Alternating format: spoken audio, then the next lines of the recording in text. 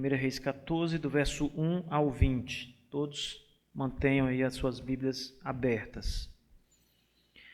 Diz assim a Escritura: Naquele tempo, Abias, o filho de Jeroboão, caiu enfermo.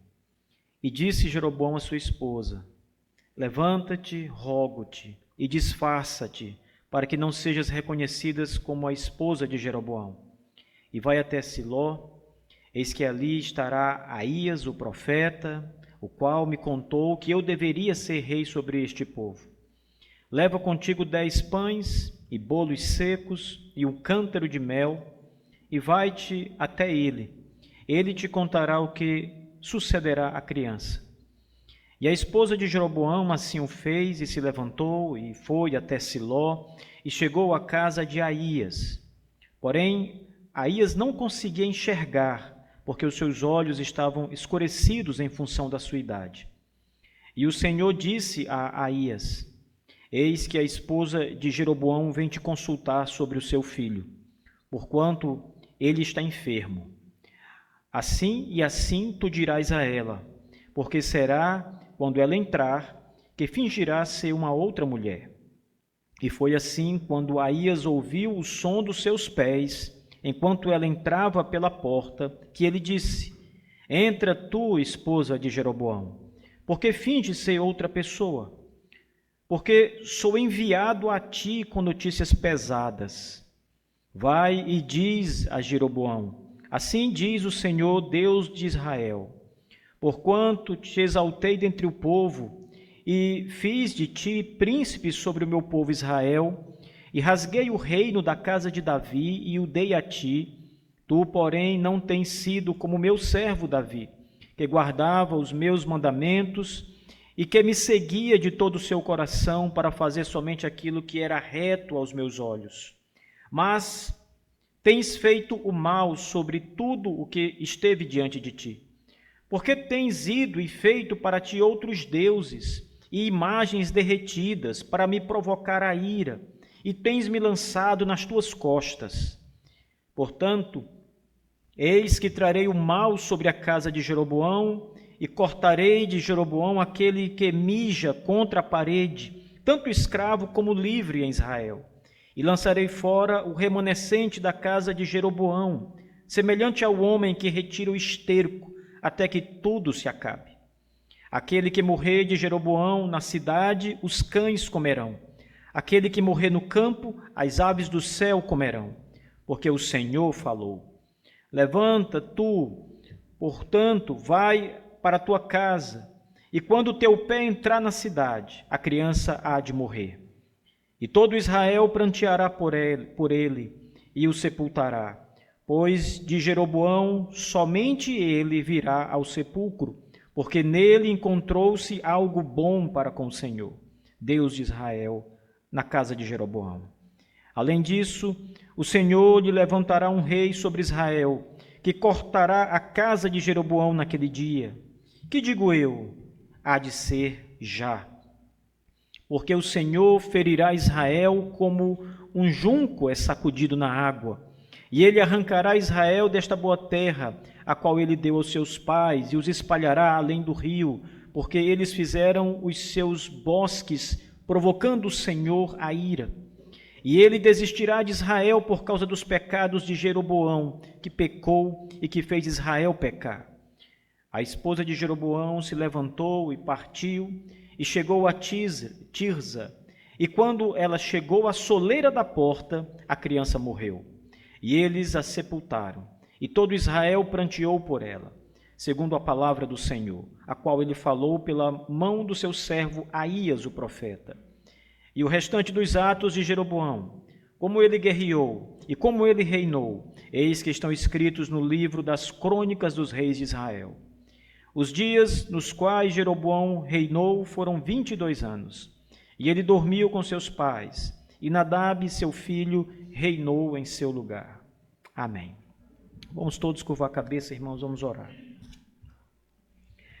Poderoso Deus e Pai, Senhor, nós reconhecemos toda a Tua grandeza, Senhor Deus, toda a Tua glória e Tua majestade, e agora, Senhor, nos colocamos de cabeça baixa, Senhor Deus, com o nosso coração em reverência ao Senhor e à sua palavra lida.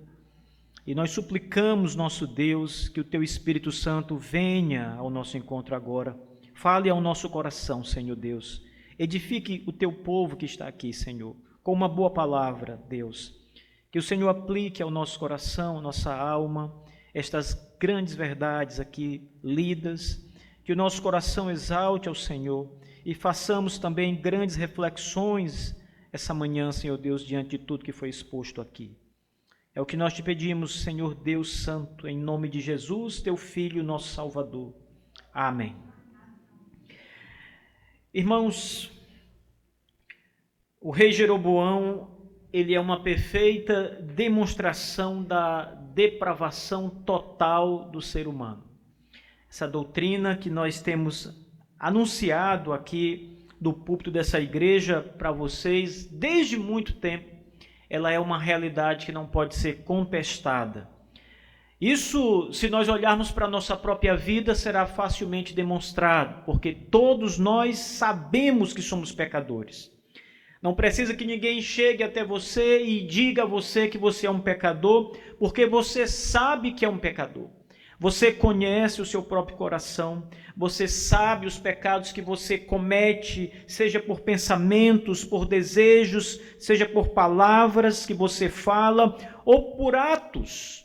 Você é um pecador e ninguém precisa provar isso para você, você sabe muito bem. Mas a vida de Jeroboão, desde que começamos a ler no livro de Reis a sua história, ela é uma demonstração exemplar de que essa verdade das Escrituras não pode ser contestada. A vida de Jeroboão mostra tanto a sua desobediência a Deus como a sua terrível idolatria, dentre tantos outros pecados que nós poderíamos aqui destacar. E isso é de grande importância, meus irmãos, visto que Deus odeia a idolatria e Ele odeia todo tipo de desobediência. Então, tudo que a palavra de Deus nos diz, nós deveríamos estar prontos para obedecer, porque é a palavra de Deus. E Deus odeia a desobediência. E Deus traz juízo e punição aos desobedientes, aqueles que se rebelam contra a sua lei, contra o Senhor que deu a lei e contra a sua palavra santa. Essa manhã eu quero tratar com vocês, baseado nessa passagem, sobre a justiça e a misericórdia divina. Porque essas duas verdades estão aqui presentes nessa passagem. Essa história que nós acabamos de ler, nestes 20 versos, elas falam tanto da justiça de Deus. Deus trazendo juízo quando precisa trazer juízo, mas também Deus sendo muito misericordioso. Deus demonstrando o seu favor imerecido ao povo. E essas duas coisas têm um equilíbrio que nós não podemos perder de vista. Às vezes, meus irmãos, nós acabamos olhando para Deus como se Ele fosse apenas um juiz severo.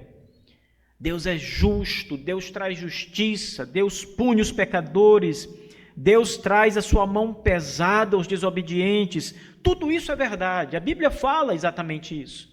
Por outro lado, a Bíblia também diz que Deus é cheio de misericórdia. O Senhor se compadece, diz as Escrituras. O Senhor perdoa o pecador. O Senhor derrama graça maravilhosa sobre aqueles que não merecem perdão. Então, é verdade que a Bíblia fala de um Deus justo e um Deus que é também misericordioso. Então, vamos tratar de olhar para as nossas Escrituras Sagradas, especialmente tendo isso em mente.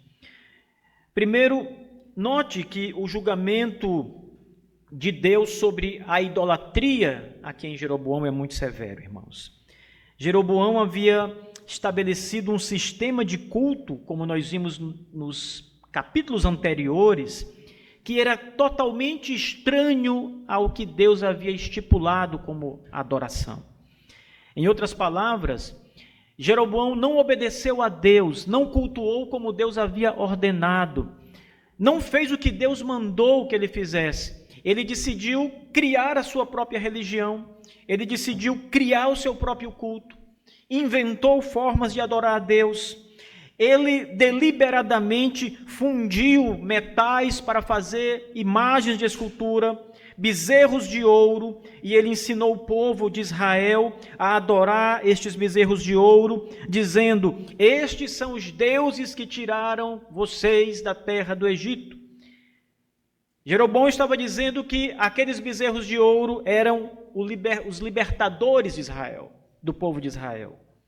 Ele estava ensinando o povo a se curvar diante de imagens de escultura que Deus abomina, mesmo se fossem imagens de Deus, do Deus de Israel. Essas imagens eram abomináveis, porque o Senhor determinou na sua palavra que ninguém poderia adorá-lo por meio de imagens. Primeiro, porque ninguém nunca viu a Deus. Deus é espírito.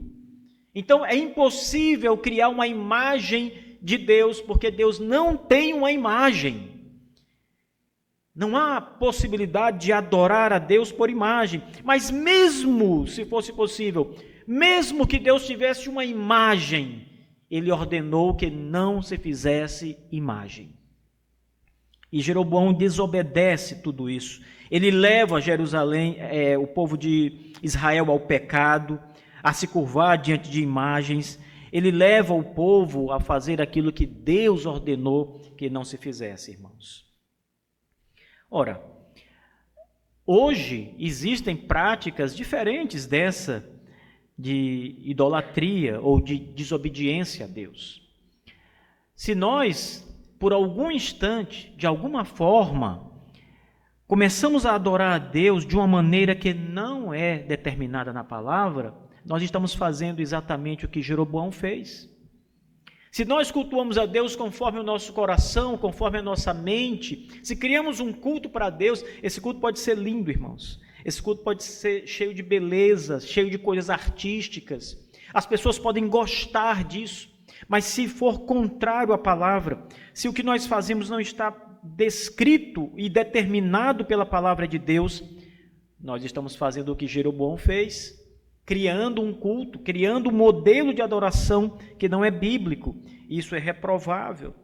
Todas as vezes que nós, ou qualquer outra igreja, qualquer outro povo de Deus, cria um modelo seu, exclusivo ou público de adoração, que não é o modelo da Escritura, caímos no pecado de Jeroboão, caímos no pecado de criar algo, de fazer algo que Deus não determinou, de não obedecer a Deus em adorá-lo como Ele mandou expressamente.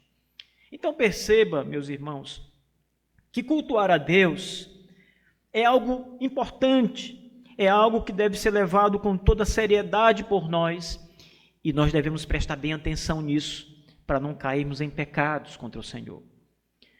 Deus nos deu liberdade, mas não nos deu tanta liberdade assim para fazermos tudo como nós achamos que devemos fazer. A nossa liberdade é limitada pela palavra de Deus. Por exemplo, nós adoramos a Deus no dia do Senhor, mas nós escolhemos os horários de adorar. Temos liberdade para dizer: vamos adorar a Deus de manhã, o nosso culto será às 8 horas, às 8h30. Ou vamos adorar a Deus a partir do próximo mês, 9 horas da manhã. Ok, temos liberdade. A palavra nos dá essa liberdade. Mas não podemos dizer: o culto agora não será mais domingo, será sábado. Porque aí infringimos o que a Escritura ordena sobre o dia do culto a Deus. Então perceba que a nossa adoração tem que estar centrada naquilo que a Escritura diz, e não no que nós pensamos. A nossa liberdade precisa estar dentro da palavra de Deus e não fugir dela.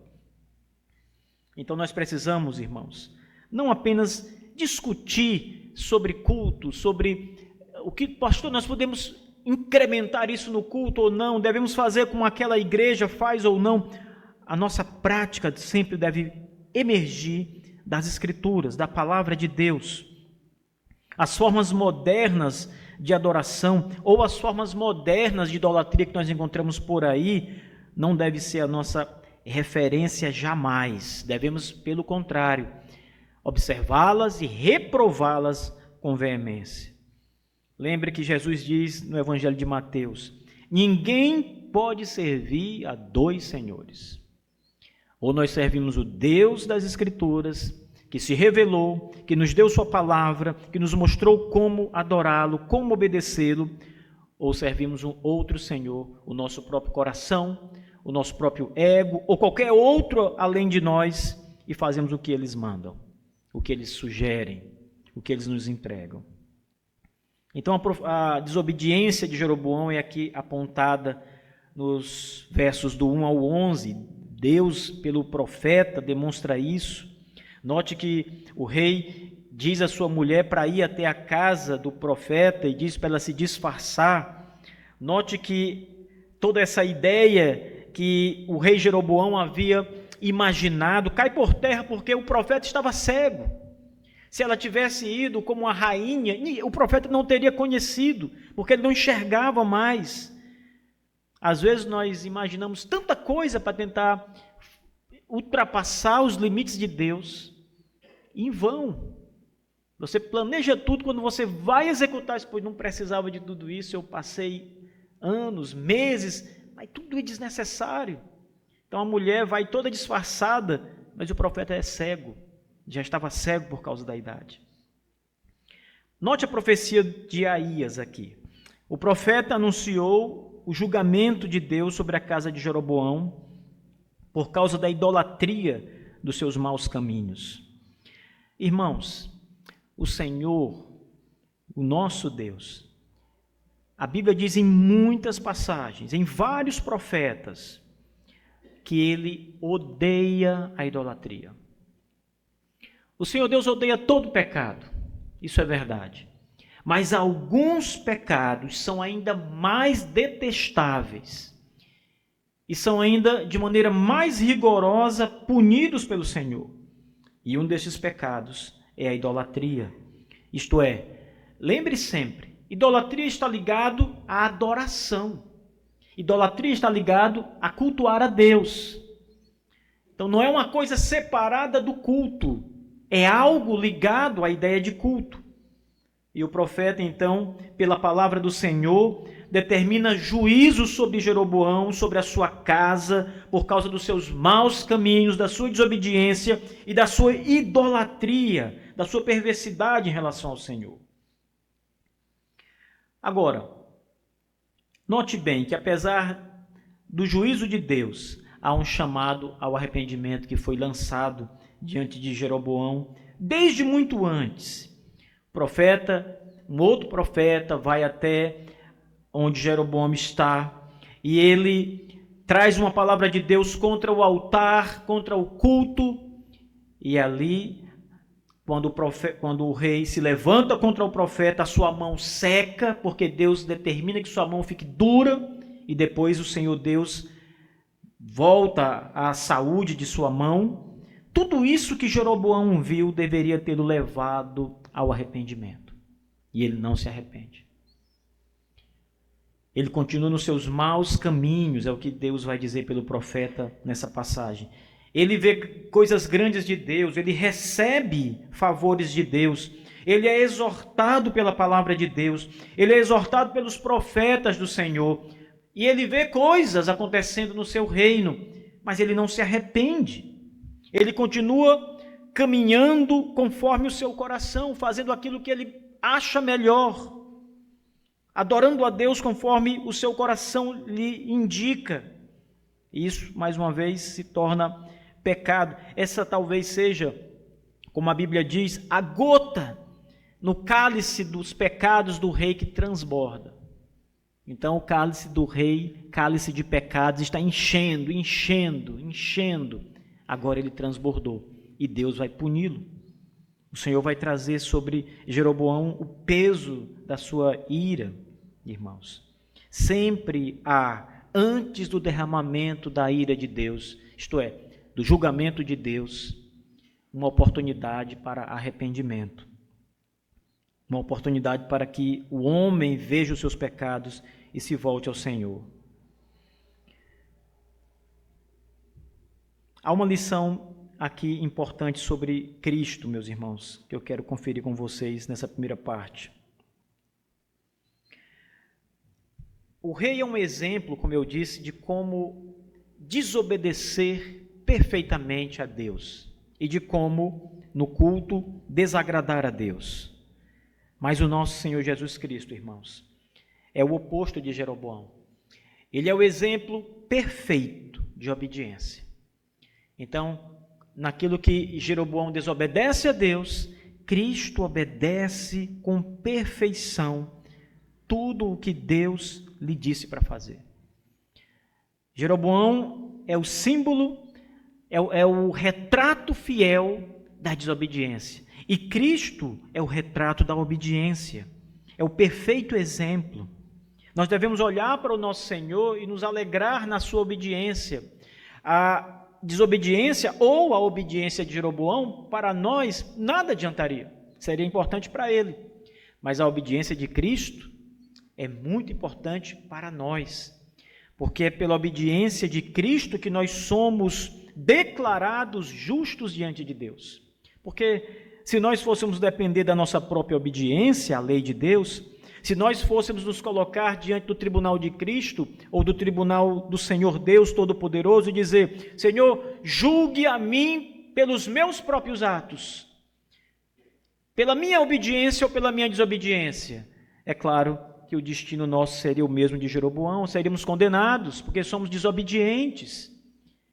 Daí a importância da obediência de Cristo, irmãos, porque quando ele obedece à lei, todo o mérito dele em obedecer à lei nos é dado.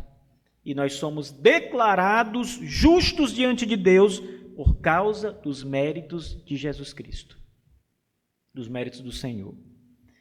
Um puritano disse de modo muito acertado que quando Deus está nos julgando no último dia, ele olha para nós, ele vê a mais perfeita e completa obediência de Cristo, mas como se nós mesmos tivéssemos obedecido. Veja, toda a perfeição de Jesus nos é dada como se fosse realmente uma perfeição nossa, como se você obedecesse fielmente, perfeitamente, absolutamente a lei, embora quem tenha feito isso foi Cristo. Embora você saiba que você não consegue, você peca, você quebra a lei, mas Cristo, ao obedecer, lhe dá todo esse mérito. Então, Deus olha para você e diz, ele é perfeito em Cristo Jesus, como se você obedecesse a lei perfeitamente. Em segundo lugar, meus irmãos, note nessa passagem a misericórdia de Deus, mesmo em meio ao julgamento. Observe os versos 12 até o verso 18. Veja o que diz aqui a palavra de Deus. Ele diz: levanta tu, portanto, vai até a tua própria casa, é palavras do profeta, e quando o teu pé entrar na cidade, a criança há de morrer. Todo Israel pranteará por ele e o sepultará, pois de Jeroboão somente ele virá ao sepulcro, porque nele encontrou-se algo bom para com o Senhor, Deus de Israel, na casa de Jeroboão. Além disso, o Senhor levantará um rei sobre Israel, que cortará a casa de Jeroboão naquele dia. Que digo eu, há de ser já, porque o Senhor ferirá Israel como um junco é sacudido na água, e ele arrancará Israel desta boa terra, a qual ele deu aos seus pais, e os espalhará para além do rio, porque eles fizeram os seus bosques, provocando o Senhor a ira. E ele desistirá de Israel por causa dos pecados de Jeroboão, que pecou e que fez Israel pecar. E a esposa de Jeroboão se levantou e partiu e chegou a Tisa, e quando chegou à soleira da porta, a criança morreu. E eles a sepultaram, e todo Israel pranteou por ela, segundo a palavra do Senhor, a qual ele falou pela mão do seu servo Aías, o profeta. Note, irmãos, até o verso 18 seria já suficiente. Mas perceba que essa história começa com um filho doente. O verso 1 Jeroboão diz para sua esposa ir até o profeta, porque o seu filho estava doente, e para sua esposa perguntar ao profeta o que vai acontecer. Mas ela precisava ir disfarçada. O seu filho estava doente, os pais se preocupam com os filhos doentes. Jeroboão, apesar de ser um rei, apesar de ser um homem desobediente a Deus, perverso, era um pai. E como pai, ele se preocupava com seus filhos, com a sua prole. A rainha se preocupava com seu filho. Nós não temos aqui a idade dessa criança. Nós não sabemos quantos anos tinha o pequeno Abias, né? O filho do rei. Mas certamente ele não era um bebê. Ele não era uma criança pequena demais. Ele provavelmente era uma criança que já tinha noções, já era uma criança que poderia tomar decisões, já sabia discernir o bem do mal. Ele tinha algumas já percepções maduras, pelo menos é o que sugere as Escrituras Sagradas quando a Bíblia diz que Deus viu algo bom nele. Note que o final do texto que nós lemos agora, o Senhor diz que apenas essa criança vai ser sepultada de todos da casa de Jeroboão, de todos que fazem parte da família de Jeroboão, só essa criança entrará no sepulcro, isto é, só ela será honrada. Porque não sepultar, meus irmãos, um cadáver de uma pessoa é desonra aos olhos de Deus. Deixar uma pessoa apodrecendo sobre a face da terra, para Deus, é uma maneira de desonrar o corpo. E o que Deus está dizendo é que todos da casa de Jeroboão serão, os que morrerem na cidade, serão comidos pelos cães. Os que morrerem no campo serão devorados pelas aves, aves de rapina. Ninguém entrará na sepultura de modo honrado, como todos os homens devem entrar. Só esta criança, diz o texto, só ela será honrada, porque Deus encontrou algo bom nela, é o que diz a passagem. Esse filho de Jeroboão, Abias, primeiro, ele morre como um sinal de julgamento da parte de Deus. E aqui nós devemos entender de já que a morte nem sempre se vem a nós como um juízo de Deus. Então veja, essa criança, ela vai morrer como um julgamento de Deus por causa dos pecados de Jeroboão, mas dentro deste juízo há misericórdia. Todos os homens vão morrer um dia. Todos nós aqui vamos morrer um dia. Alguns morrem jovens, outros morrem mais velhos, mas todos morrem. Lázaro, Jesus ressuscitou Lázaro da sepultura, mas depois Lázaro morreu de novo e não foi mais ressuscitado, será no último dia. Todos aqueles casos que nós temos nas Escrituras em que o Filho de Deus, nosso Salvador, ressuscitou dos mortos pessoas, ou os apóstolos, pelo poder de Cristo, ressuscitaram pessoas, todas as pessoas ressuscitadas morreram de novo, estão sepultadas até agora. E os que são de Cristo vão de ressuscitar no último dia. Portanto, a morte em si mesma, irmãos, às vezes vem como um juízo de Deus por causa dos pecados de alguém, mas às vezes vem como um juízo não sobre a pessoa em si, mas por conta de coisas distintas. Note que a criança vai morrer porque Deus começa a trazer juízo sobre a casa de Jeroboão. Deus começa a trazer tempestade sobre a família do rei. As coisas vão começar a ficar feias para Jeroboão e começa na sua própria casa, com o seu filho, com esta criança que vai ser ceifada como um julgamento divino. Mas, por outro lado, esta criança é a única da casa de Jeroboão que vai ressuscitar no último dia. É a única da casa de Jeroboão que encontrou no Senhor misericórdia. Então, apesar de morrer, viverá. viverá para sempre. Jeroboão, a rainha, toda a sua descendência, nenhum deles, irmãos, jamais verá a alva. Jamais ressuscitarão para a vida eterna. Mas essa criança, esse menino, ressuscitará. Porque Deus diz, nele, apenas ele, na casa de toda a casa de Jeroboão, Deus viu algo bom. O que será que Deus viu nesse menino? Deus pode ver algo bom em nós, irmãos? Eu vou deixar você examinar você mesmo. O que há de bom em você?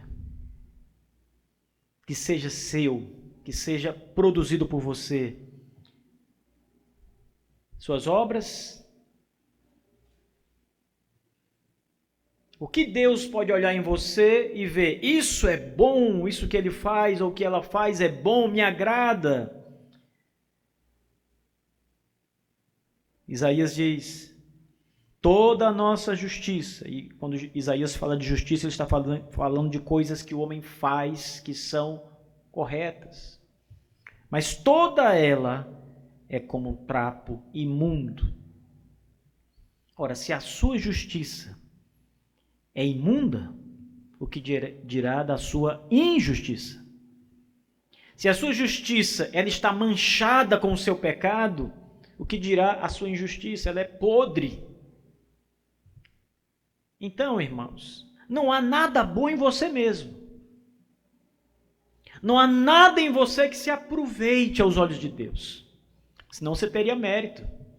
Deus vai dizer o seguinte, olha, eu vou salvar esta pessoa porque tem algo bom nela. Ela merece. Tem beleza ali, tem virtudes ali, tem alguma coisa boa nela. E isso anularia a doutrina da depravação total, que diz que não há nada no homem que se aproveite, que ele é totalmente pecador, que tudo no homem está contaminado com o pecado. Mas aqui diz que Deus viu algo bom no menino, verso 13. Todo Israel pranteará por ele, o sepultará, pois de Jeroboão somente ele virá ao sepulcro, porque nele encontrou-se algo bom para com o Senhor, Deus de Israel, da casa de Jeroboão. Então, o que Deus encontrou nele? O que pode haver no homem que agrada a Deus? Na carta aos Hebreus está escrito assim, sem fé é impossível agradar a Deus. Eu creio que Deus encontrou fé naquele menino. Mesmo inserido naquele ambiente idólatra do seu pai, mesmo absorvendo muitas das falsas religiões do Egito, a sua mãe era egípcia, ele conseguiu, pela graça de Deus, crer no Deus único e verdadeiro. Diferente de seu pai, diferente da sua mãe e diferente de todos da casa de Jeroboão. Somente ele, é o que diz o texto. Somente ele. Então nós estamos falando aqui, primeiro, de juízo. Mas agora estamos falando de misericórdia. A morte daquela criança deve ser vista não com tristeza, irmãos, mas com alegria, porque o destino eterno dela nos é dito, nos é mostrado, nos é revelado. E além do mais, deve ser vista com alegria, porque isso nos mostra que Deus derrama a sua misericórdia mesmo em famílias arruinadas. Deus resgata homens e mulheres do meio da podridão da desobediência. Ora, quantos homens e mulheres, meus irmãos, foram arrancados por Deus quando estavam inseridos no mais profundo abismo de desobediência, em famílias desobedientes, no meio de amigos desobedientes, homens e mulheres que viviam em hábitos miseráveis, e Deus os arranca dali, os tira de lá, os limpa pelo sangue de Cristo Jesus. É isso que nós devemos encontrar aqui nessa passagem, irmãos. Nós devemos olhar para essa passagem e ver um outro detalhe: a soberania de Deus. Porque quando alguém diz, mas por que Deus matou esse menino? Por que Deus decidiu fazer juízo por meio desse menino? Porque Deus quis assim, Ele é o soberano, Ele é o Criador, Ele faz o que quer com a obra de suas mãos, Ele é o Senhor absoluto. Ele poderia ter tomado um outro filho rebelde de Jeroboão e ter feito a mesma coisa, mas agradou o Senhor, o nosso Deus, tomar aquela criança, aquele menino, e fazer o que Ele bem quis fazer. Há uma doutrina na Escritura, meus irmãos, a onisciência de Deus. Ela é maravilhosa, porque ela nos ensina que Deus sabe todas as coisas. Por exemplo, Deus sabe tudo o que aconteceu desde a criação. Desde que Deus criou o mundo, Ele sabe cada detalhe, todos os pensamentos dos homens que já nasceram, todos os seus atos. Ele poderia, se você perguntasse a Deus sobre uma determinada pessoa do passado, Deus poderia te dar uma lista de todo, um raio-x dessa pessoa, sem nada faltar. Mas você pode dizer, mas é porque já aconteceu. Então, Deus é mais sábio do que eu, Ele é capaz de gravar tudo que aconteceu. Mas Ele também sabe o que vai acontecer, o que ainda não aconteceu. Ele sabe aquilo que com toda certeza vai acontecer. Então Ele sabe o que será de nós amanhã, daqui a 1 ano, daqui a 10 anos. Ele sabe como essa igreja será daqui a muito tempo. Ele sabe tudo, Ele sabe cada passo que nós daremos, cada pensamento, cada palavra. Ele sabe tudo o que acontecerá no universo, sem falha, perfeitamente, sem que Ele erre na sua palavra. Mas você também pode dizer o seguinte: Ele sabe porque Ele já determinou tudo o que vai acontecer. E a sua determinação é infalível. E você está certo. Deus determinou tudo, então claro que Ele sabe tudo o que vai acontecer. Mas a doutrina da onisciência vai além, porque ela ensina que Deus sabe tudo o que já aconteceu, tudo o que vai acontecer e tudo o que poderia acontecer. Mas não vai acontecer. Se você não tivesse vindo hoje de manhã para a igreja, você teria feito uma outra coisa, não é? Deus sabe exatamente todas as possibilidades, tudo que você poderia ter feito, e nunca fez e nunca fará, porque você está aqui. Mas Ele sabe o que poderia ser. Diante dEle, todas as possibilidades se abrem, e Ele sabe exatamente como seria o mundo se as coisas andassem diferente. Se uma outra decisão fosse tomada. Ele sabe exatamente como seria tudo, mas Ele não decidiu que seria assim, Ele decidiu que seria como é agora. Em outras palavras, irmãos, pense assim: por que Deus escolheu trazer juízo sobre aquele menino? Porque na doutrina da onisciência, Deus sabe que passos aquele menino poderia tomar mais tarde. Paulo, escrevendo sobre a ceia do Senhor, ele diz que o motivo pelo qual muitos cristãos já morreram foi porque Deus, que ama aqueles cristãos, decidiu discipliná-los, trazendo morte. A morte não é um juízo. A morte, neste caso, é uma bênção. Porque Deus decidiu tirá-los desse mundo para que eles não andassem em pecados, em desobediência, em uma vida errante, desagradando a Deus. Então Deus decide ceifá-los. É o que diz Paulo. E eles estão no paraíso com Deus agora. Então nem sempre a morte deve ser vista assim como uma tragédia, no sentido de que se tal pessoa morreu é porque Deus não gosta dela, ou porque ela fez algo errado e Deus está trazendo um juízo. Pense na soberania de Deus. Ele faz o que quer, como quer, com quem quer, na hora que quer. Ele é o Senhor absoluto. E essa, irmãos, é uma das coisas importantes nessa passagem e que demonstram a misericórdia de Deus. Isto é, a sua soberania aqui é um retrato fiel também da sua misericórdia. A morte do filho de Jeroboão é misericórdia, porque ele descansará agora para sempre com o Senhor. Temos uma promessa maior do que essa de descanso. Quando você morrer, você terá um descanso diferente do descanso daqueles que não têm Cristo. Aliás, não há descanso. A morte não é um descanso, literalmente falando, para quem não tem Cristo. Quando você morrer, irmãos, você estará para sempre com o Senhor. É o que diz a Escritura Sagrada. Você terá um descanso eterno com Cristo. O descanso preparado para aqueles que são fiéis ao Senhor, que creram nele, que colocaram sua vida sobre ele, que reconhecem o poder da sua morte, da sua ressurreição, que sabem que o sangue de Jesus vertido na cruz é suficiente para cobrir os seus pecados, que confiam toda a vida a ele. Estes têm descanso. Então a morte, para nós cristãos, é uma porta se abrindo para você entrar no paraíso de Deus. Não é o fim, não é tormento, não é uma maldição. Pelo contrário, Cristo já venceu a maldição da morte.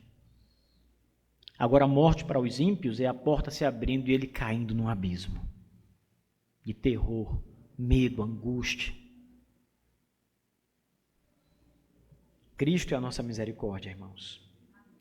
É por isso que Jesus Cristo, no capítulo 11, ele pode dizer: vinde a mim todos que estão cansados, venham descansar em mim, venham repousar em mim.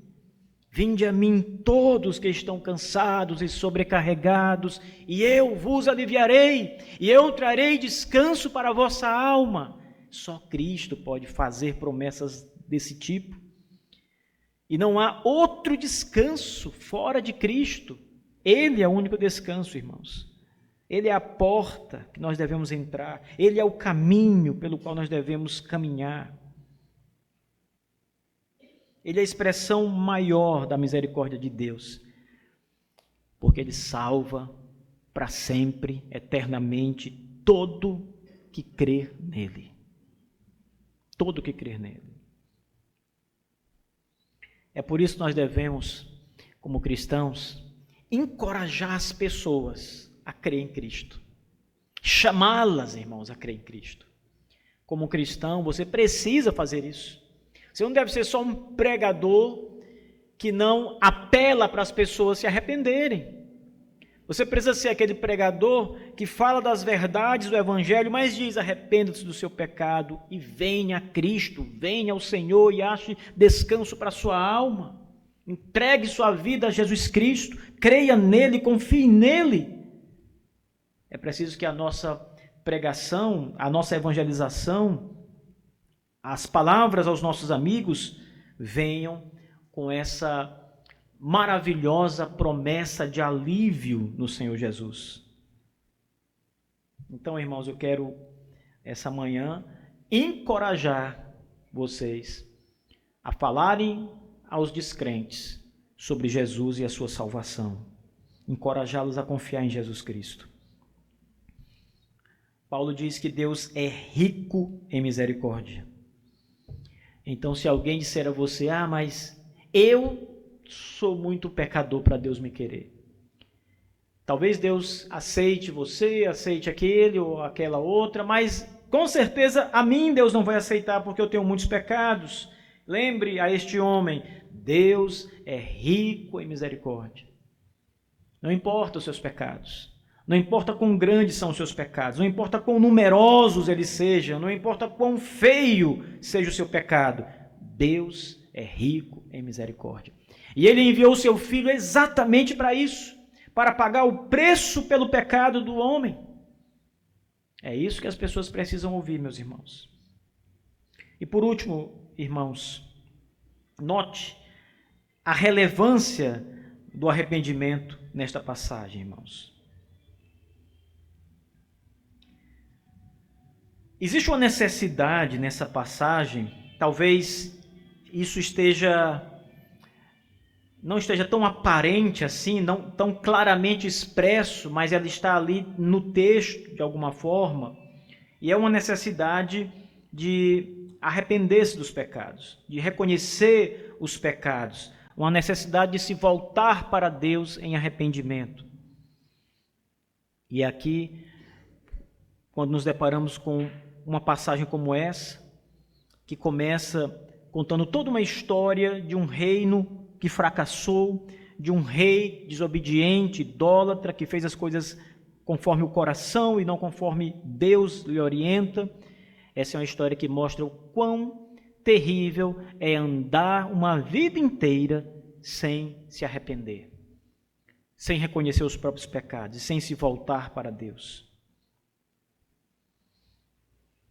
É preciso, irmãos, olhar para histórias como essa e olhar para a nossa própria história. Você precisa olhar para Jeroboão e pensar o seguinte, e fazer uma reflexão: quão parecido eu sou com Jeroboão?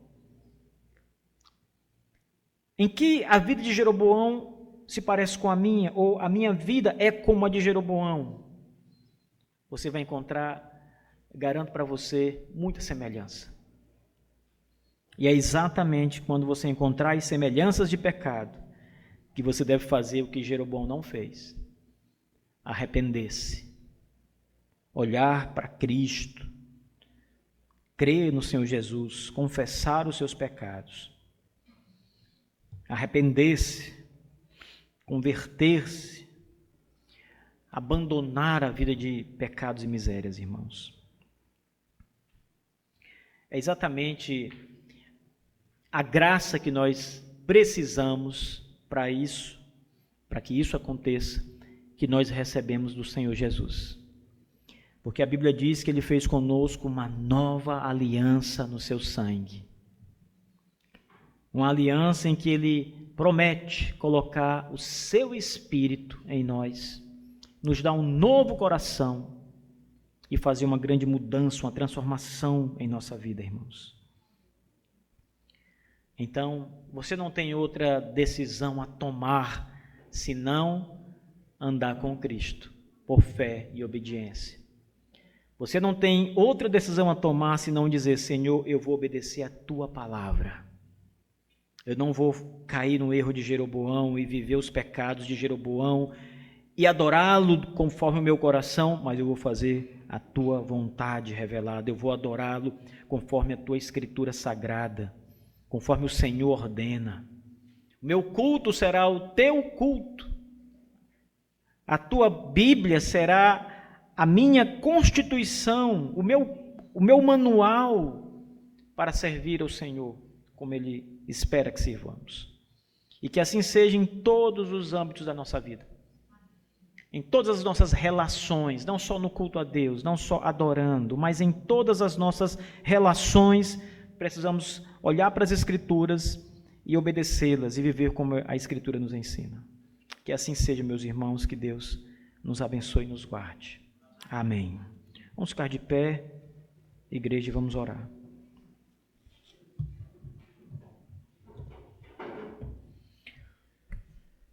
Senhor Deus soberano, obrigado, meu Deus, pela palavra que agora ouvimos do Senhor. A nossa oração, Senhor Deus, é que o nosso coração esteja ajustado à Tua Escritura, à Tua vontade, Senhor Deus. E naquilo onde nós precisamos de correção, Senhor Deus, corrija-nos, ó Senhor, por amor do Teu nome, para que a nossa vida seja aprovada aos Teus olhos, Senhor, para que o nosso coração esteja submisso à Tua palavra, para que venhamos fazer tudo aquilo que o Senhor revelou e determina que façamos para o Teu louvor e Tua glória. Senhor, perdoe todas as vezes que pecamos contra Ti, Pai. Todas as vezes que desobedecemos Tua lei, Tua palavra, que não ouvimos a Cristo, Teu Filho, pela Escritura. Perdoa-nos, Senhor Deus. Tenha misericórdia e compaixão de nós. Assim nós Te suplicamos, Senhor. Guarda-nos com Teu poder, pelo Teu Espírito Santo, em nome de Jesus Cristo. Amém.